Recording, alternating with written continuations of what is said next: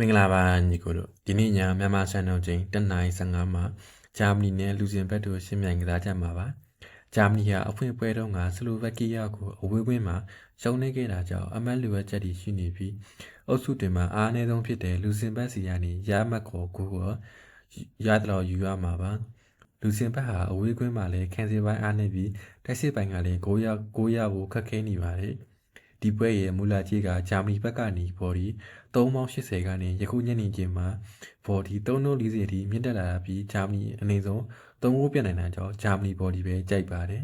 ။နောက်တစ်ပွဲကမြန်မာစံတော်ချိန်10:15မှာပဲရှင်ပြိုင်ကစားမယ်ဆွီဒင်နဲ့ဆွစ်ဇာလန်တို့ပွဲစဉ်ဖြစ်ပါတယ်။ဆွီဒင်ဟာနှစ်ပွဲကစားပြီးတမန်ပဲရတာပြီးမဖြစ်မနေအမတ်လိုအပ်နေပြီးဒီနေ့အိမ်ကွင်းဘက်မှာ